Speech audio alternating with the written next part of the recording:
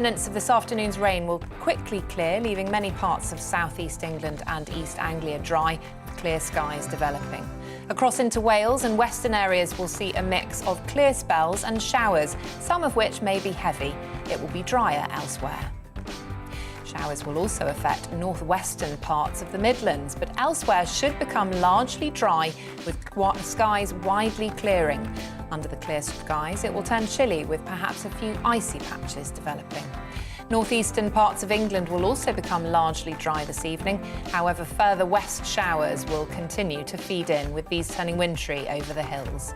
Western Scotland will also continue to see some showers, but further east will be drier. It will quickly turn chilly, with some slippery surfaces possible and some snow over the hills. The showery weather will also affect Northern Ireland, with a few heavy showers possible. The showers will also fall as sleet and snow across the higher ground. Heading overnight, and we will see little change, with further showers in the west, leading to a few icy patches in places. And that's how the weather's shaping up overnight into tomorrow morning. Canary Islands sponsors the weather.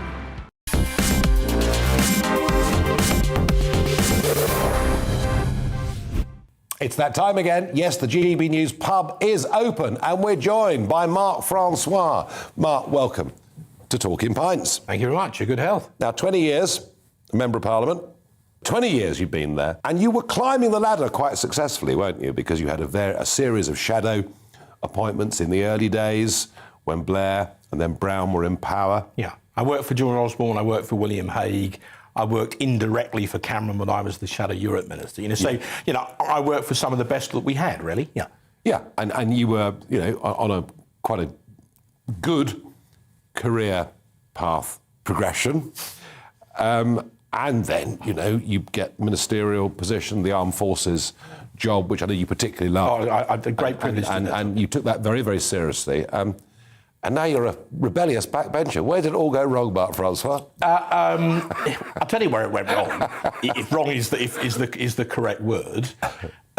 We had a referendum on whether or not to leave the European Union. Mm-hmm. After much debate, in which you and I played our part, the British people voted democratically and peacefully to leave the EU. If you remember, the government put round a booklet, £9 million of taxpayers' money, which famously said, "This is your decision. The government will implement what you decide." I took mine back to Downing Street, but well, I've still got mine. No, I took it back on the And so the British people said, "Thank you much. We've decided to leave," and the government said, "That's the wrong decision." So they produced something called the Withdrawal Agreement, which did exactly the opposite of what it said on the tin, which would, when you work through all the Euro gobbledygook and as you know as well as I do, you're a former MEP, how these things are written, the essence of the Withdrawal Agreement was it would have kept us in the European Union forever.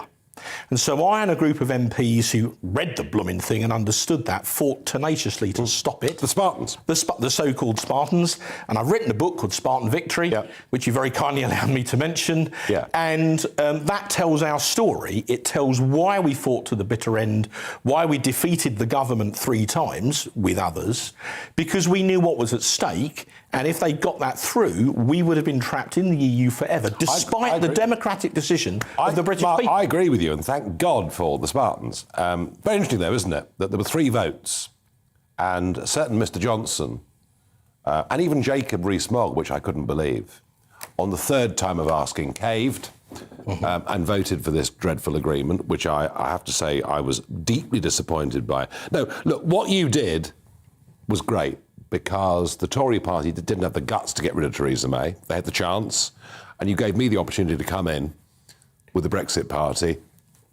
get the Conservatives their worst result in 200 years, and she was gone. So I think between you guys within and us without, we did guarantee that we would get Brexit. But you know something?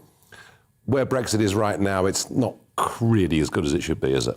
Well, we left the European Union after 3.5 years, and forgive me, but what the book's called The Inside Story of the Battle for Brexit, and it explains in layman's English what was really going on, what was really in the Withdrawal Agreement, why it was so cleverly camouflaged, What were all these motions in the Commons? What was the Brady Amendment? What was the Malthouse Compromise? So it actually takes the reader behind the scenes into Parliament and explains what was going on. So when people were at home literally shouting at the television about why are these MPs not implementing what we voted for, this explains why they weren't doing it and how a group of us in the end intervened to try and make sure that they did. So it takes you behind the scenes and it explains in detail in everyday English what was really going on. And that's why I wanted to write it, so there'd be a record of that anybody could understand. I mean, leadership's a very important thing. And Sarah Vine this morning wrote something very, very strong in the Mail. Leadership is not about taking the path of least resistance or always opting for the safest course of action. As Johnson's great hero Churchill showed, it is about making difficult choices in impossible circumstances and ultimately having the courage of your convictions. I think I know what the British Bulldog would have done in this situation today. Let's see what Boris decides. Now, that was Sarah Vine this morning writing, urging him to make the decision that clearly today has been made. But the Conservative Party now is in a sense of real crisis. It's led by a man who went for Brexit but didn't really fully go for Brexit because he let you down at the last minute like a cheap pair of braces. You won't comment on that, I know. Well, no, I will. Go on. And I say in the book why I think he did it. Go on. Because I think by that stage, Boris and some around him were looking ahead. You know, we were focused absolutely on the treaty. It was apparent by that stage that Theresa May was not going to get it through. Therefore, she was unlikely to survive. Right? And No. She was going to survive because you guys had the chance the previous December and you didn't have the guts to do it. Well, hang on. Well, don't look at me. I'm one of the 112 But it needed 45 people. It needed 45 people in December 18 to put up a motion of no confidence in her. You didn't do it. Well, no, we had the vote of no confidence. We got the 48 letters. We had the vote. 200 voted to keep her. Yeah. 117 voted not to keep her. I was one of the latter group. Yeah. But by the time you got to MV3, it was obvious that she couldn't survive much longer. And I think at that point, Boris and some around him had worked that out. And they, if you like, were looking to the future. And I think, at the end of the day, you'd have to have him on and ask him yourself, Nigel. But I suspect that what they were doing is, if you like, they were thinking too tactical. They were thinking too tactical bounds ahead. But by the way, there's a humorous story in here about the time that Boris nearly got shot in Israel about 20 years I've never heard this story. Well, it's in there very quickly. We were on a trip. It was a CFI trip with George Osborne and Theresa Villiers, and we were shown this security fence, and we were told how incredibly sensitive it was, and it's got all these. Whatever you do, touch the fence. So they take us out of the command centre. What does he do? He walks up to the fence. What happens if I do this? I mean, what's really going to happen? Anyway, about a minute later, this Jeep comes screaming over the hill. These 4 Israeli commandos, kind of dripping grenades. And this sergeant leaps out of the Jeep and he said, "Who touched the bloody fence?" And we all went, "Him." And, I think if Boris had given him any back chat at that point, he might well have been shot, and the whole history of the United Kingdom could be done. It's time for Talking Pints, and I'm joined by Elizabeth Burton-Phillips, MBE. Elizabeth, welcome. Thank you, Nigel. To the programme. And you are far from alone in this country or around the Western world, and looking at what's happening in America right now, the numbers are horrible. But you lost a son. Yeah, I did, yes. Through drug addiction. Through drug addiction, yes. He died by suicide as a result of his addiction to heroin at the age of 27, and it'll be 18 years next February since he died.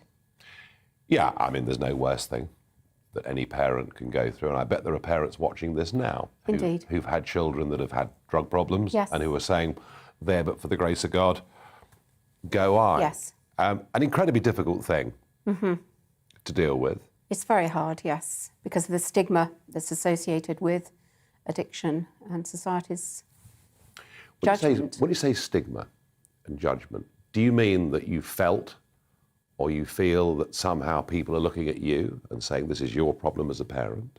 Yes, I think that historically, certainly in the journey that I had with my son, because I was a teacher, it was something I kept to myself because I was frightened about how society, how my school would judge me as a mother and as a human being, and somehow it was my fault, and I'd caused it, and I ought to be able to sort it out, that kind of thing.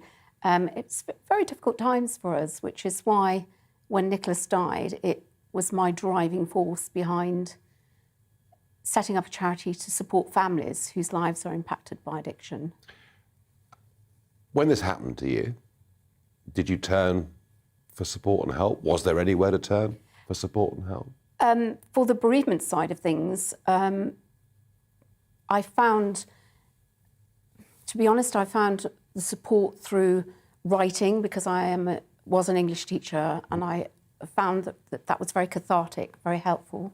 But during the time that it was happening, I looked for support, and apart from the Samaritans, who were not trained in that specific area, there wasn't anything. They were very, very good and very understanding. Can't praise them highly enough for listening to me. Now, all of this happens in 2004.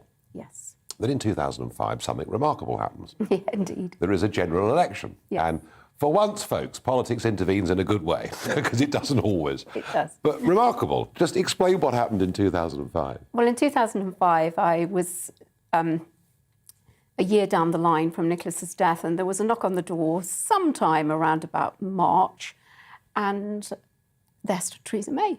Your local MP. My local MP, and she asked if I would be interested in voting for the Conservatives in the Maidenhead constituency, which is my local MP.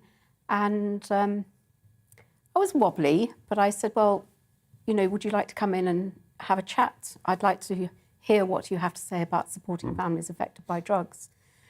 And she came in, and I told her about what had happened, and she cried openly, and she was very supportive. And then she asked me to speak at the Conservative Women's Association, which, was quite scary, because it was a large group of over 400 women in twin set and pearls, who wouldn't possibly have that problem in their families, of course. Well, yeah, but of course they do. And they do, Yes. and they did. And so many came forward. And actually, it opened a new chapter in my life, because at that point, I'd already made my mind up I was going to write a book. Mum, can you lend me 20 quid? What drugs did to my family? And that's when I met a book agent, whom she introduced me to. And this has turned your life around. The book has done phenomenally well and been turned into a play. Yes. And you've established this charity, Drug Fam. And you are someone that goes and lectures in prisons, Yeah, I do. in schools. And you're talking, I guess, not just about the families that are bereaved, but just by the devastation that drugs can cause. Yes, it's the impact that it has on the families, not only the person using the drugs or addicted to the drugs, which is now recognised, obviously, as a health issue and an illness, but certainly when my experience in prisons, particularly when we were touring the book as a play, was how engaged the prisoners were, both men and women. Extraordinary. And on the edge of their seats, many of them, with the way the play was performed.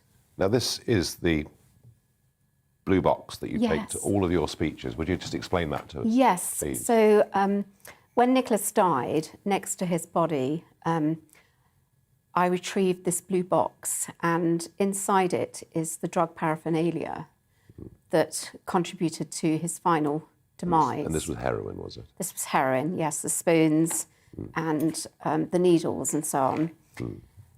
And over the years, when I've been invited to speak in schools or prisons, universities, rehabs and so on, I've always taken the box with me to explain to people that, you start possibly with a cigarette, which is nicotine, and then you might try some, skunk or something like that, and on you go. And eventually you could, not that you will, you could end up injecting heroin.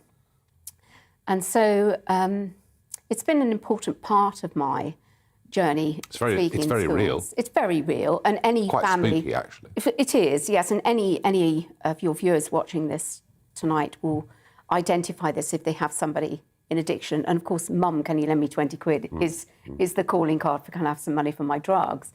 So it's my ambition and it's my intention to write a second book as a sequel which I want to call The Box is Blue, lifting the lid on the impact of addiction on families, because they are the forgotten victims and often the hidden victims suffering, which is why they turn to drug ban. Now, you're pretty tireless in what you do.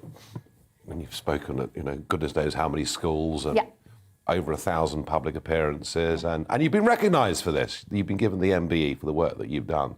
Yes, I have. Which must have been quite a nice thing. It was amazing. It was a lovely, lovely day, I must say. There's a picture here. There you are with Yes. with the Prince of Wales investing in. I must say the excitement of the day, plus the Prince of Wales, Yes. was meeting Ed Sheeran, who was there to receive his MBE in the same lineup as me. Oh, fantastic. For his charity work. Well, you've done great work and you've managed to turn something, well, it couldn't be more negative, could it really? And you've managed to turn it round into a positive in terms of your life and what you do. Now, Nick was one of a twin, wasn't he? That's right. So yes. what happened to the other brother? Well, he's doing extremely well. Because he was in the same predicament. Yes, he is. I don't normally talk about him or identify him because he is doing very well. He's very happily married and he's on our board of trustees. And he's great if you've got a problem with a computer. But the big problem, Elizabeth, is this. Drugs are everywhere. Mm-hmm. I mean, cocaine use in London. Equal opportunities, destroyer of lives anywhere in the world. Yeah, I guess it is. I mean, in affluent London. Yes. In people working in reasonably well-paid jobs, it seems, I don't know, people between 25 and 45 or whatever the age bracket is. I mean, the numbers that take this stuff, it's just off the charts. It is, yeah. It's reached the most astonishing level. It's leading to a big debate. Would decriminalising an education help or not? I don't know. How do you feel about that? I don't get involved in, to be honest, in sort of debating about decriminalisation because it's our focus is on the families. And I think that's very important that we stick with supporting them and being available for them 9 till 9, 365 days a year. Yeah. And I think that's what our... It's a separate debate then. It's a separate debate. Fine, no, I get that, and we'll drop that. Yes, We'll drop that. That's fine. But I mean, it is a debate that is very being had, important, and it's a very difficult one to get right. But, Elizabeth Burton Phillips, I want to put this to you. I've heard governments for 20 years and more talk about the war on drugs. And it seems to me we're losing it every year, that I think drug use is more widespread than it ever was, is more accepted than it ever was. We see states all over America legalizing marijuana use. And I just wonder, do you feel you're fighting a losing battle here? Not at all. I see huge stories of recovery, stories of hope. Only just before Christmas did I hear from a lady that we've been supporting in the north who's had 3 children on drugs, and one member of her family was so badly affected by alcoholism and addiction to alcohol that we thought that it was going to be not far from a funeral. This lady is now turning her life around and is finding recovery. And it's just wonderful to hear from our family members. So there are individual stories of redemption. Yes, redemption.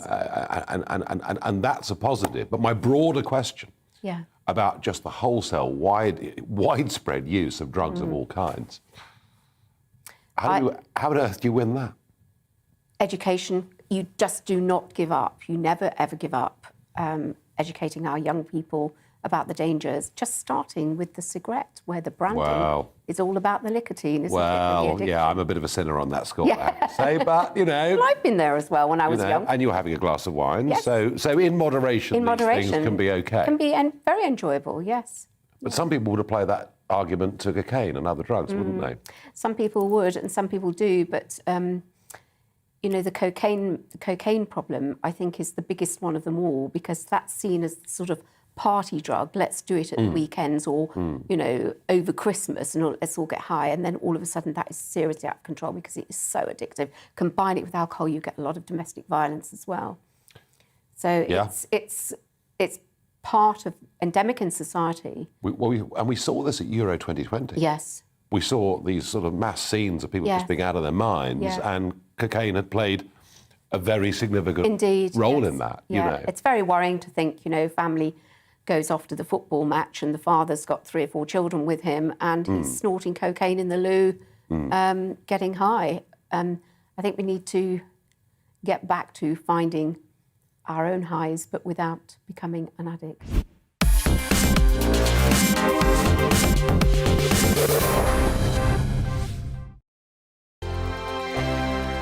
Hello there, I'm Eamon. And I'm Isabel. And you're watching the GB News digital stream across the United Kingdom. And around the world. If you're here in the UK, you can also watch us on your TV screen. GB News is Freeview channel 236. On Sky, we're channel 515. 626 on Virgin Media. Just remember, you might need to retune your TV to watch the channel. Yeah, and if you are doing that, find out more about retuning by going to gbnews.uk.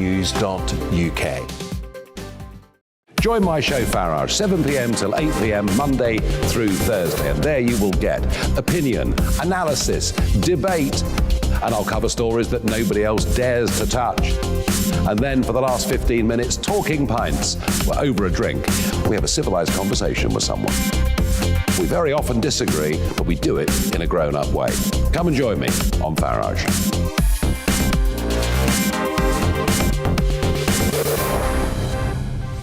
I'm Dan Wootton. Join me Monday to Thursday from 9 to 11 for the feistiest and most fun news debate on TV, where free speech reigns. I'll bring you a sharp take on the day's biggest stories, bombshell newsmaker interviews, and A-list guests. And I guarantee you, no spin, no bias, no censorship, and no reason to go to bed. That's Dan Wootton Tonight, Monday to Thursdays from 9 on GB News. Hello there, I'm Eamon Holmes. And I'm Isabel Webster. And we hope you can join us for Breakfast with Eamon. And Isabel. You make me laugh out loud, belly laugh. Is that important first thing in the morning? Yeah, absolutely. And there's me trying to be deadly serious. News is a serious business. Yeah, I have to rein you in sometimes. Well, it doesn't stop us laughing at it. It doesn't stop us having an opinion on what's going on. Yeah. And it certainly will not stop us reflecting what you think. Weekdays from 6 to 9:30 on GB News. My name is Andrew Doyle. Join me every Sunday evening at 7 p.m. for Free Speech Nation. This is a show where we address current affairs and news stories of the week with the help of 2 wonderful comedian panellists. I brought in comics because I want to give it a lighter edge, and also they work for less. See you there.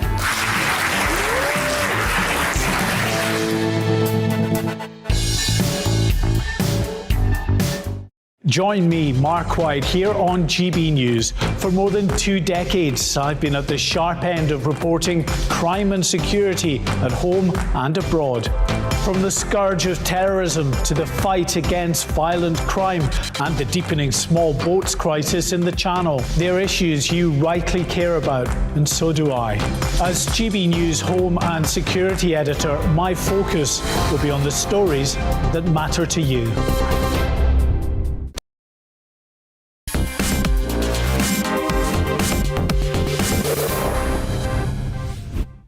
The GB News pub is open. It's Talking Pints. I'm joined by Alp Mehmet, Chairman of Migration Watch and former diplomat. Alp. Nigel, can I toast GB News and Nigel Farage? Well, that's a very good start. Thank you. Now, talking of starts, you're from the Empire. I am indeed. I'm a product of the Empire. I mean, this abusive, awful, terrible empire. I mean, surely you should hate the British for all of this. Why should I hate them? Well, that's what we're told, that we should be ashamed of our colonial history. And you were born in Cyprus when it was a colony? I was indeed. And my father was a Windrush generation migrant. Yeah. He came over here in 1950. Yep. In the days when you could, frankly, he was going from one bit of the empire to another. He came here, stayed here for about 5 years, made his little pile, returned to Cyprus, ostensibly to stay, and decided after 9-10 months, nah, he said, I can't stay here, and came back to this country. But he said to my mother, are you coming with me this time? She said, you're not going to the loo without me being there this time. And that was it, really. In 1956, we arrived on his birthday, the 27th of July, 1956. Came in from Dover, or into Dover. That's interesting. From Calais. Yeah, interesting. And there was a little stamp in my passport, which I still have, showing that I'd left Calais on the 26th of July, 1956. And that was it, really. So you came here and became very British. Yeah, I'd like to. I am very British. I'm very proud of being very British.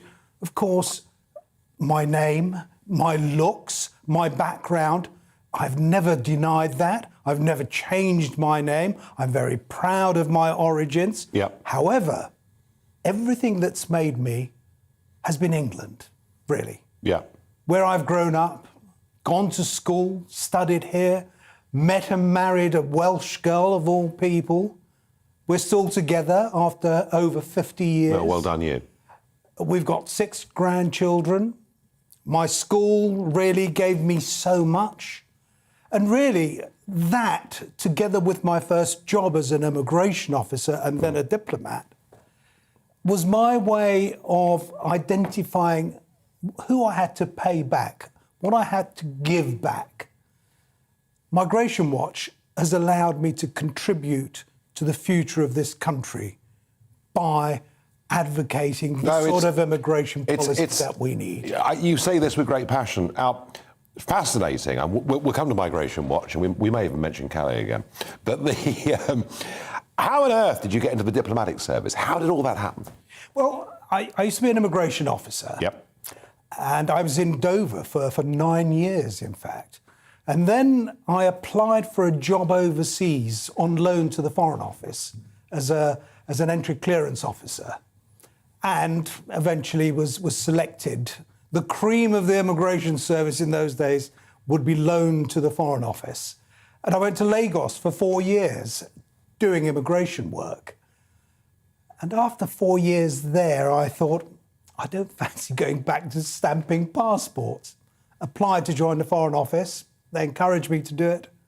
I joined the Foreign Office and really had a very happy, enjoyable, successful career. And you reached a rather impressive position, didn't you? I ended up ambassador to Iceland, yes, which was fantastic. Which, from your background in the Foreign Office, pretty uncommon. Well, I think I was the first generation migrant in the diplomatic service. Yeah, well, that's amazing. To reach that. It's amazing. Yes. And Iceland, amazing place. I've been to Iceland, fascinating history. And wild water swimming, I understand, was one of your pursuits there. I loved the open air swimming. Wasn't it freezing? Well, your hair quite often would freeze, but you'd be sitting in this wonderful, warm tub. It was like having a huge bath, really, to sit and wallow in. And it was where a lot of the Icelanders used to do their business. They used to sit in the tubs and just talk. And anyone and everyone was the same. Everyone was on first name terms. Even the president, she would be going off with her little shopping bag to do some shopping, and they'd say, hello, Vigdis, how are you? I'm well. How are you? And she was there. And how's Granny? Is she still doing well? Yes. It was that sort of society. Wonderful place. It's a great little place, and I can't wait to go back, actually. Now you're very much now in the front line of debate in this country. As you know, politically, the whole question of legal immigration, the whole question of numbers, is something that I thought was very, very important and being brushed under the carpet by much of mainstream media, by much of our political class. Do you get a lot of abuse being chairman of Migration Watch? I do, but it's not just the abuse. It's where a lot of my friends from the diplomatic service, not from my old East End roots as they were, but certainly a lot of my diplomatic service friends turned their noses up rather at my having become part and parcel of Migration Watch. It's sort of the subject we shouldn't discuss, and it's all too awkward and it's all too difficult. Well, because going back 20, 30 years, the whole thing got mixed up with race. And that is where the problem lies. Immigration and controlled immigration, for goodness sake, has nothing to do with race as such. Of course, what has happened over the last 20 years, the overseas element, the non-UK born immigration has doubled. We've gone from 4.5 million to 9 million. With children born to those who've come here, first generation migrants, we now have 13.5 million or thereabouts. 21% is ethnic minorities. Now, you could say, so what? And I can go along with that.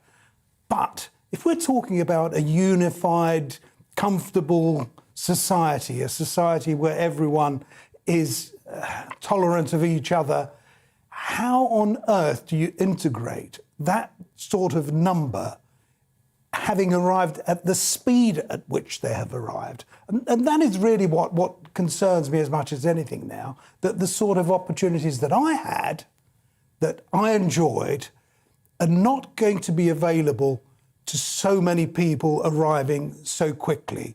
That poses threats, risks for the future, for the stability of our society. Of even more division. No, and of course, it's a quality of life thing too. I mean, I remember once as leader of UKIP, I talked about traffic on the roads, and the whole of Fleet Street laughed at me. Oh, you know, Farage thinks being delayed on the M4 is because of immigration. Well, actually, if the population goes through the roof, you know, things like traffic, things like access to housing, public services, all of those things. And the Brexit vote actually did express some of that. But what's happening in Calais right now is no one's passport's being stamped to come to Dover, as yours was in 1956.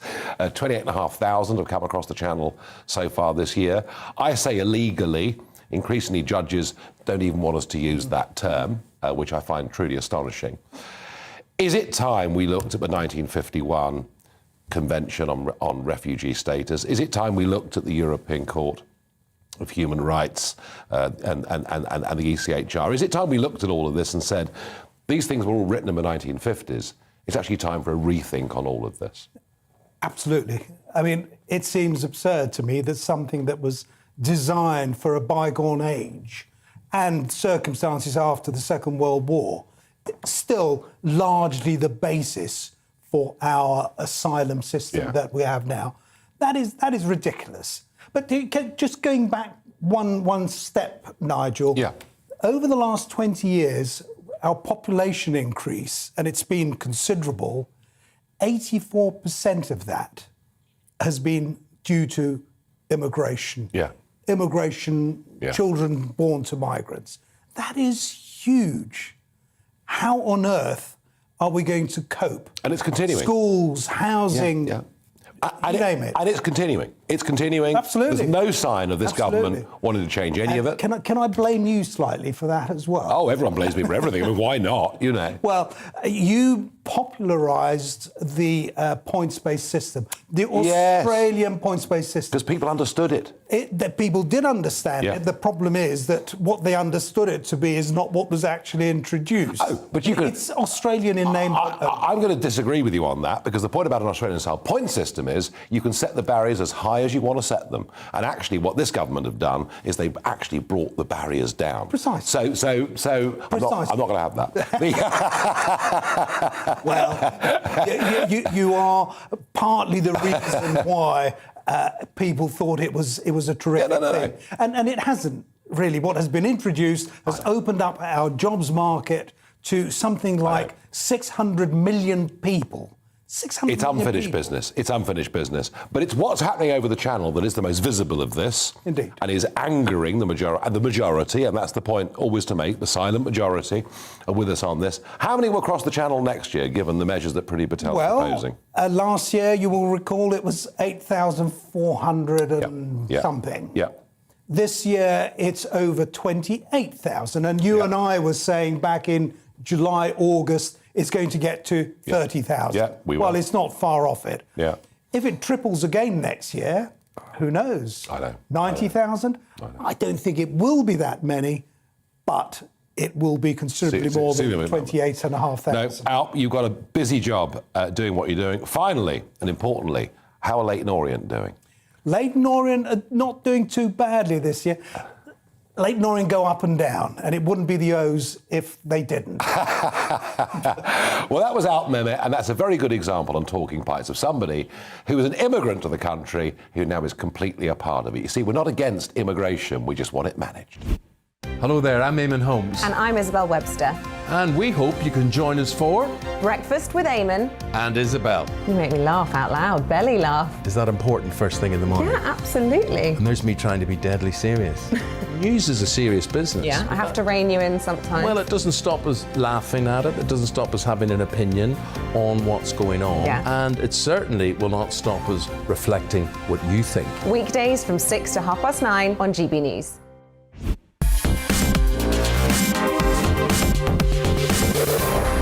Hello there, I'm Eamon. And I'm Isabel. And you're watching the GB News digital stream across the United Kingdom. And around the world. If you're here in the UK, you can also watch us on your TV screen. GB News is Freeview channel 236. On Sky, we're channel 515. 626 on Virgin Media. Just remember, you might need to retune your TV to watch the channel. Yeah, and if you are doing that, find out more about retuning by going to gbnews.uk. Join my show Farage, 7 p.m. till 8 p.m. Monday through Thursday, and there you will get opinion, analysis, debate, and I'll cover stories that nobody else dares to touch. And then for the last 15 minutes, Talking Pints. We're over a drink. We have a civilised conversation with someone. We very often disagree, but we do it in a grown-up way. Come and join me on Farage.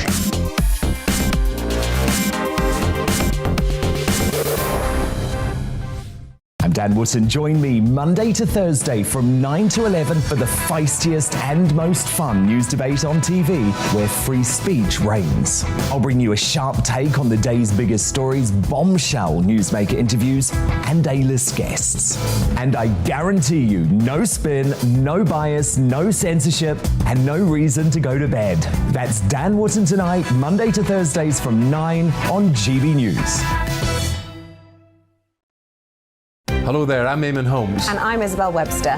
And we hope you can join us for Breakfast with Eamon. And Isabel. You make me laugh out loud, belly laugh. Is that important first thing in the morning? Yeah, absolutely. And there's me trying to be deadly serious. News is a serious business. Yeah, I have to rein you in sometimes. Well, it doesn't stop us laughing at it. It doesn't stop us having an opinion on what's going on. Yeah. And it certainly will not stop us reflecting what you think. Weekdays from 6 to 9:30 on GB News.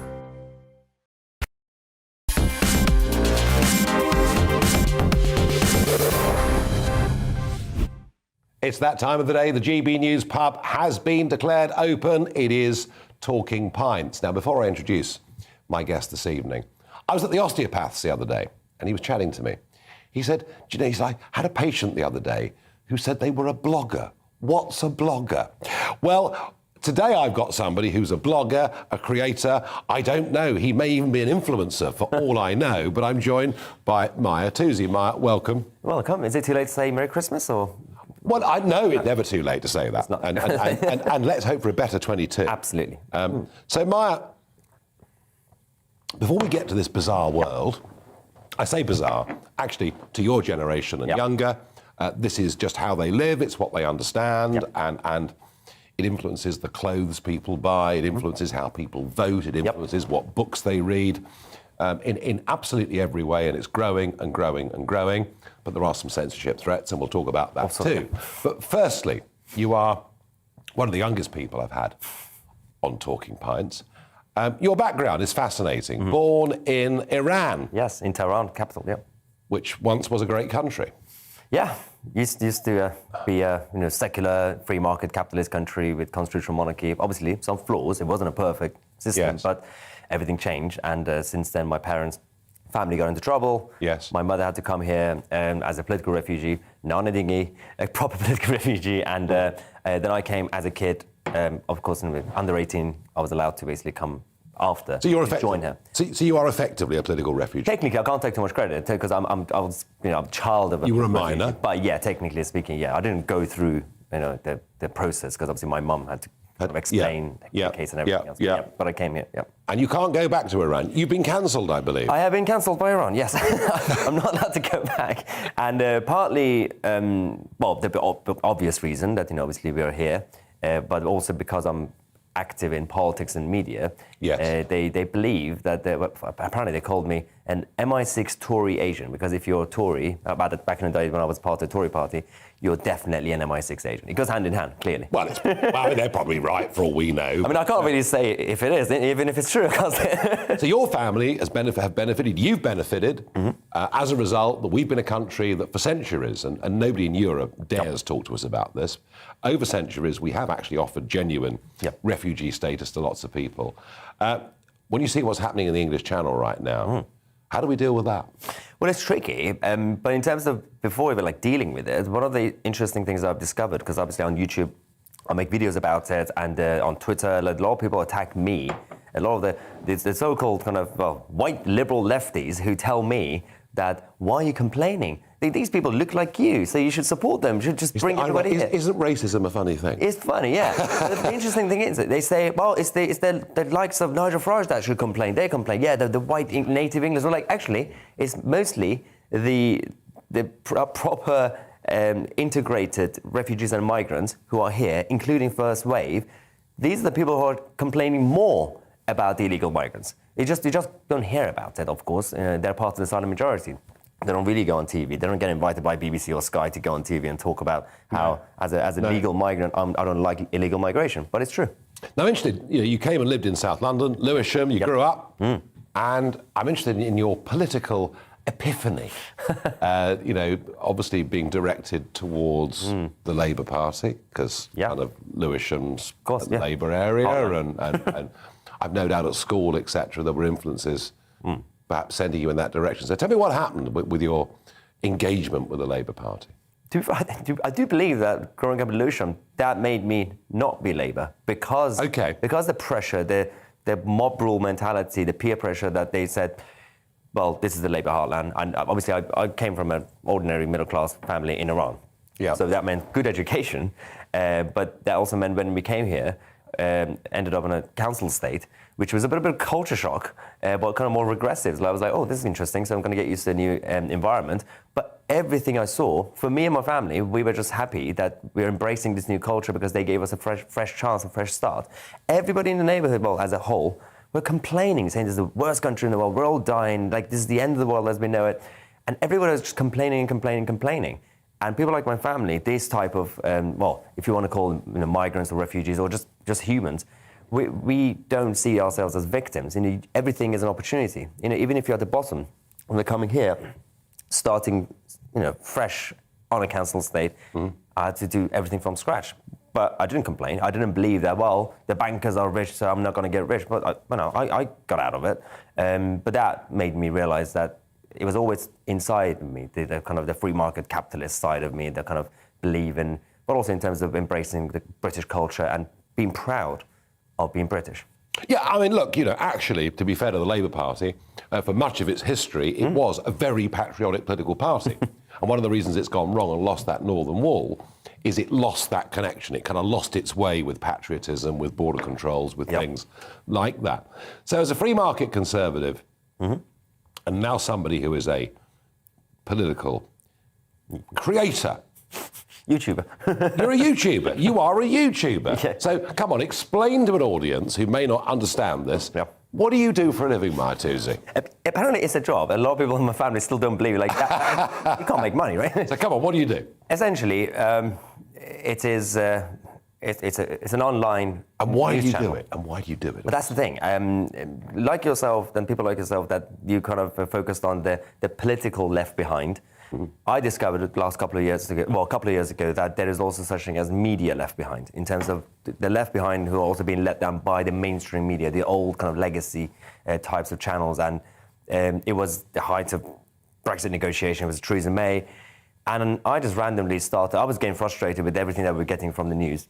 So I just decided to make videos to kind of simplify things and kind of make things more easier to kind of just relate to and give the facts, but be open to people about my own biases and say, so these are the facts, this is my opinion, now form your own view. And it took off, and people actually then stopped watching your legacy channels, and there was a gap in the market, and this is obviously before GBNews, obviously, that broke through, and there's a revolution now. But that became the go-to source for a lot of people around the country. I got more views than certain other channels, the legacy channels. You've got about 250,000 people that follow you on YouTube, and you've had over 100 million video views, which is a big number. So can a person like you earn a good living doing that? Yes, it's possible. It feels like we're going to have to release my tax. No, is there?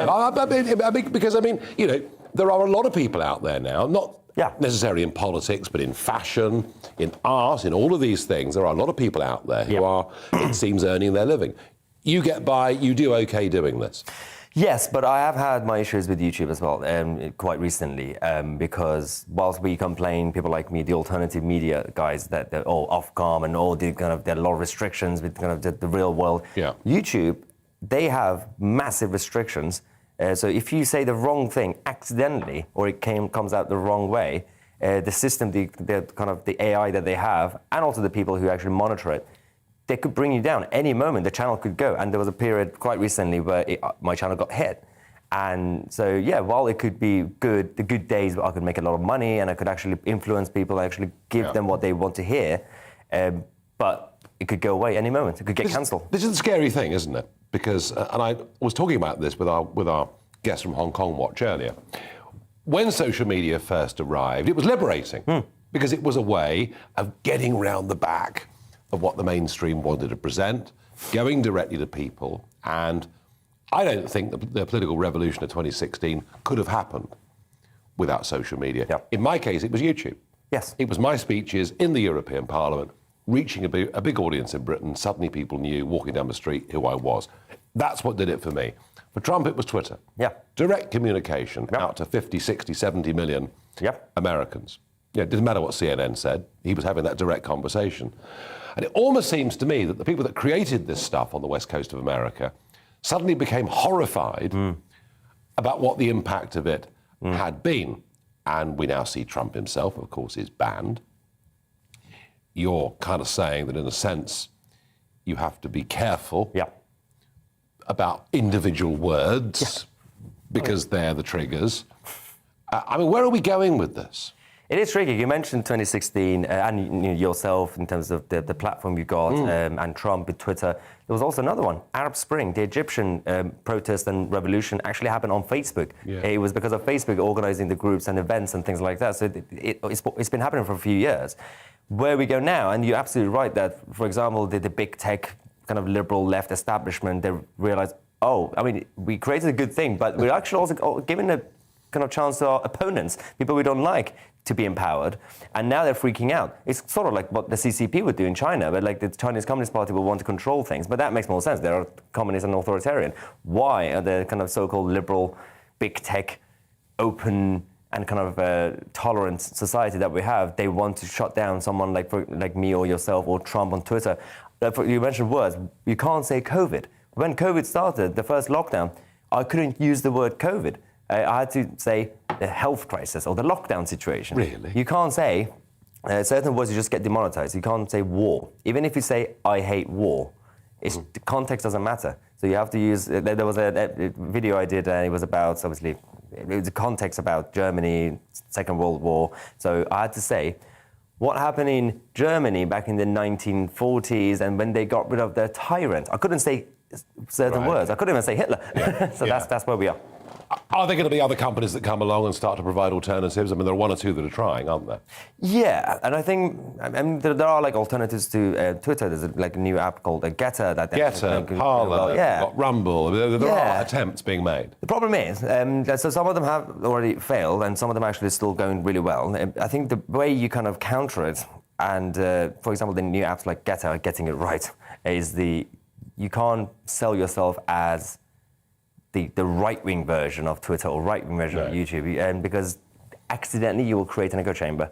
It has to be sold as we are basically going to be the alternative mainstream. A bit like the Brexit vote. Basically. Well, yeah, but it brought in millions of Labour voters Exactly. that most people in London didn't really understand. You were a member of the Conservative Party. Not anymore. You believe in free markets. Yep. You believe in aspiration. You believe in low tax. He sounds like Boris's nightmare, doesn't he, really? So when did you leave? I used to be an active member for, 10 years ago I joined. And you stood as a candidate? Yeah, kind of classic student activist, local members, stood as council candidates. And, as a young kind of politico and Tory, you think, well, the only route is I should become an MP. Then I worked in Parliament for a bit, and Westminster, and I realised, yeah, that's not a good idea. When you see what happens in the bubble, firstly, there's no money. There's no actual influence unless you become really Prime Minister. And because you could have influence depending on what you are and what you're about. For example, Steve Baker, Mark Harper, these guys like backbenchers, they have influence for certain areas as campaigns. But I got out because I realised I'm just getting too old for that. I'm not going to just keep waiting and waiting for something that... Because I kept seeing a lot of my friends who thought that the only way you could actually influence in terms of the world and politics and everything else is politics. You don't have to. No, there are lots and lots of ways. Yeah, media is... So how do you feel about the party now, the direction it's taking? Problem I have with the party is not necessarily just the fault is like Boris Johnson's leadership is like not going well, or their policies. That's clearly a problem now. But there's a deeper problem with the whole system, from Tory HQ to the culture of Toryism. The one thing they can credit to the Tories, the whole party is based on just survival and winning and kind of maintaining power. And adapting. Yeah, exactly. But sometimes they have to then do the right things to win. For example, they eventually had to get Brexit done. Yeah, they had to. They were very reluctant. But that was thanks to a different political party that was created to push for that. if they hadn't done that, the Brexit party could have won the next election, and they weren't going to allow that. Maya, finally, a message, please, to youngsters watching this who fancy their chances as being YouTubers, creators. How do they start? Don't do it. don't aim for it. It's just one of those things where you can't really plan it. Join me, Mark White, here on GB News. For more than 2 decades, I've been at the sharp end of reporting crime and security at home and abroad. From the scourge of terrorism to the fight against violent crime and the deepening small boats crisis in the Channel, they're issues you rightly care about, and so do I. As GB News Home and Security Editor, my focus will be on the stories that matter to you.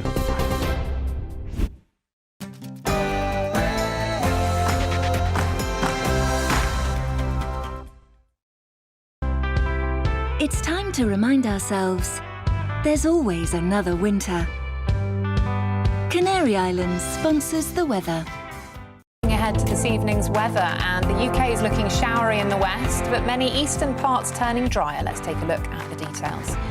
Moving into the southwest, and many areas will see a mix of clear spells and blustery showers. The driest weather will most likely be across Dorset, Hampshire and Wiltshire. Moving east, and the remnants of this afternoon's rain will quickly clear, leaving many parts of southeast England and East Anglia dry, with clear skies developing. Across into Wales and western areas will see a mix of clear spells and showers, some of which may be heavy.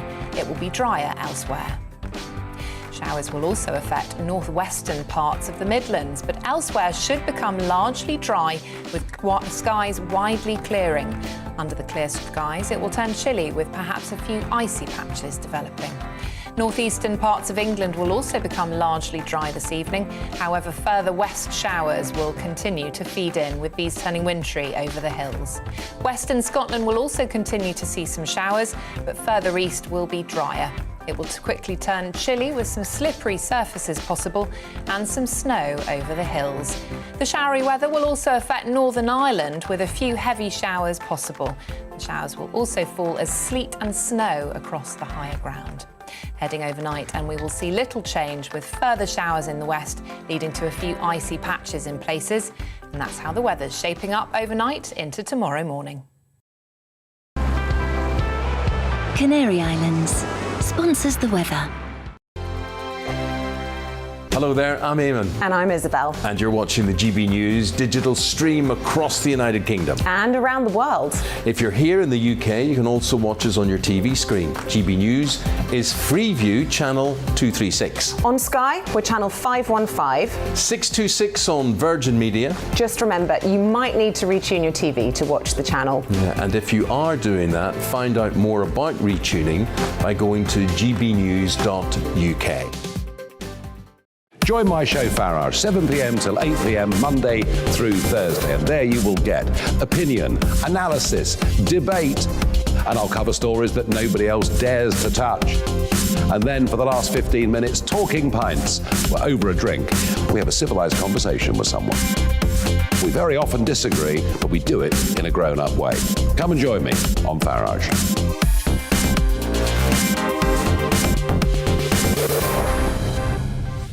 I'm Dan Wootton. Join me Monday to Thursday from 9 to 11 for the feistiest and most fun news debate on TV, where free speech reigns. I'll bring you a sharp take on the day's biggest stories, bombshell newsmaker interviews, and A-list guests. And I guarantee you, no spin, no bias, no censorship, and no reason to go to bed. That's Dan Wootton tonight, Monday to Thursdays from 9 on GB News.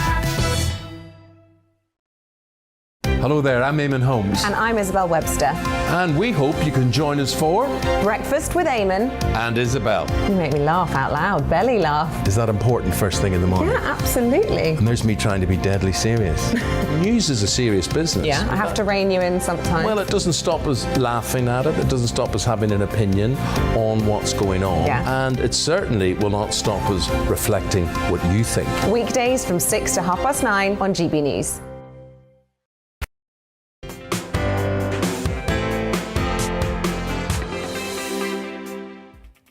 Hello and welcome, good afternoon. This is GB News on your TV and on DAB radio.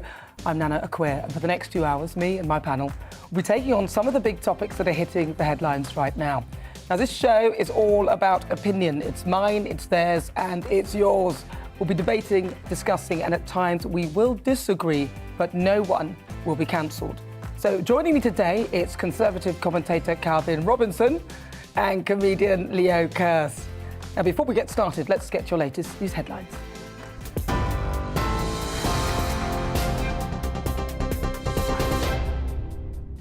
Thanks, Nana. I'm Simon Pusey. This is your news at 4 o'clock. UK experts say a fourth COVID jab is not yet needed as boosters are 90% effective in people over 65 after 3 months. That's from the latest UK Health Security Agency figures.